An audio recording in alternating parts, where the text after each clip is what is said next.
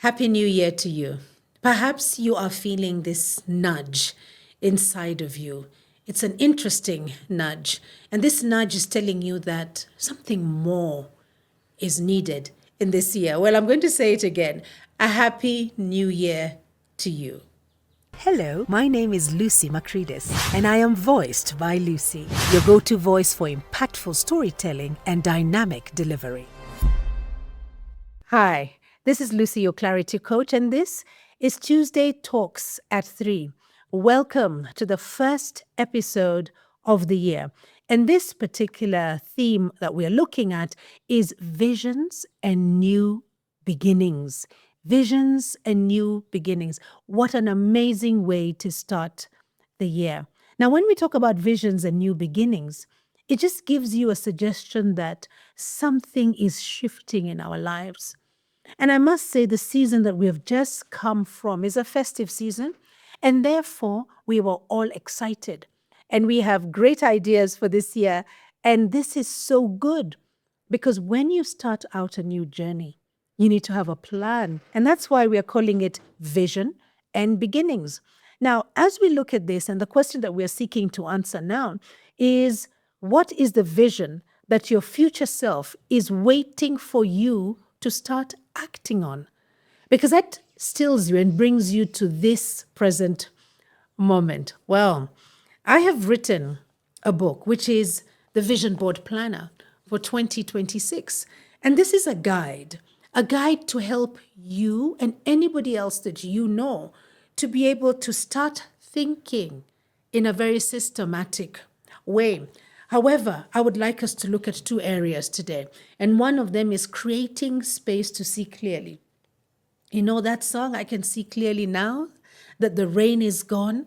It's so important that we see clearly because our vision depends on that clarity. You see, clarity whispers. Clarity does not shout. It's not loud. It's one of those things that just fall into place once you are intentional about it. So my question to you is, what are you intentional about? I mean, this is just the first week of the year, literally the first week of the year, and the game plan has to be out. Well, in my vision board planner, I help you to do this. This vision board planner is birthed from my own experiences of how I work my year. And I need to say this right here. It is a disclaimer, but it really helps us to move on and understand the context. My background is corporate in the hospitality world. Now, by the time we were managing our year, we were also preparing for the next year.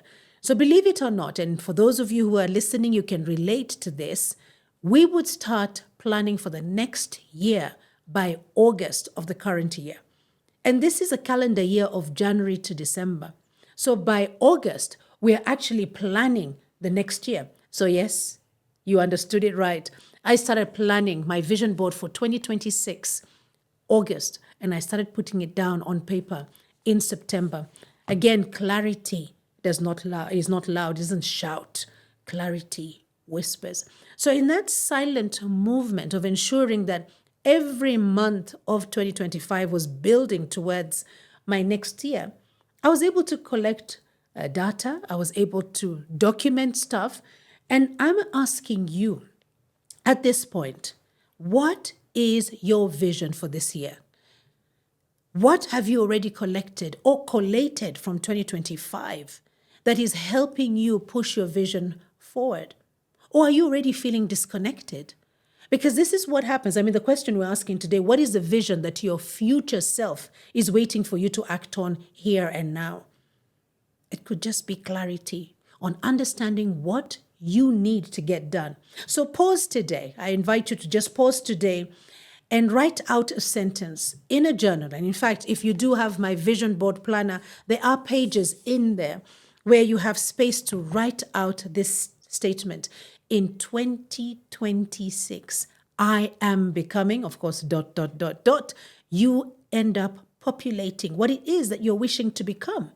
And in so doing scientifically, because you have articulated it, subconsciously things begin to manifest.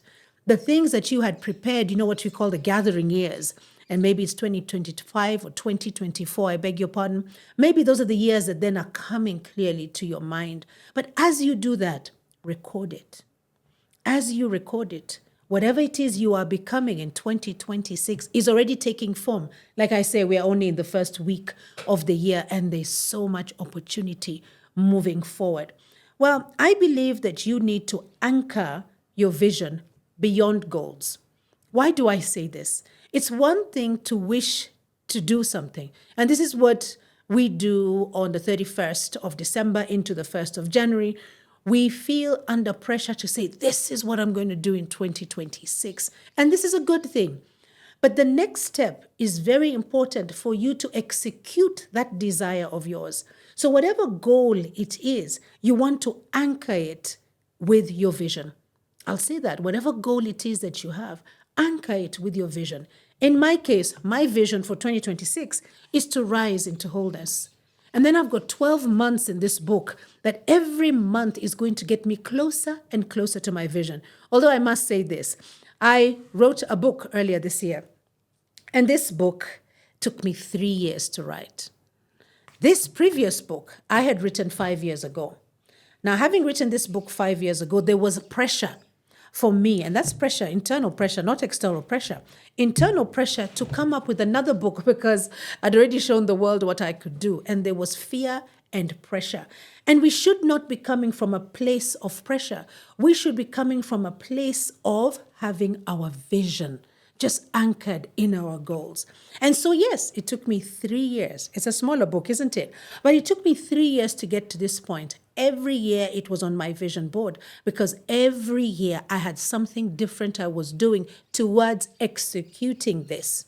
So did I succeed? Yes, I did, because I'm holding the book today. And then this one came up now as a framework or a template, so to speak, that helps you to move from here. But a little bit more about my books later. So once you create your vision anchor statement, you are able to take off. But then you must be asking me, Lucy, how do I create my vision anchor statement? Well, in this vision board planner, I have a guidance for you where I take you through understanding what you need to get done. And that is the vision anchor statement that I'm talking about. And in this case, I encourage you to write it down. And I have 5 P's, and bear with me. There's a positive, which is focusing on what you want to create. Just focus on what you want to create, not what you want to avoid. Let's go into a positive game frame. And then personal, use I. It's not about anybody else. They're not in the room here right now. It's about you. So use I statements. This way you own it. And then once you own it, go into the present tense. There's nothing as powerful as the power of the presence. What can I do with what I have here and now? It's not a what if or what is possible. It's here and now. You do have capacity and capability. Go for it. Then purposeful is our 4th P. Align your vision with your values for long-term growth, because values will never let you down. Values are that direction that guides you. And last but not least, be precise. And that's one of the first things that I was talking about today, is creating space to see clearly, because your vision depends on clarity. Well, this is the end of episode 1. Let us help build one another. And until episode 2, be kind to yourself.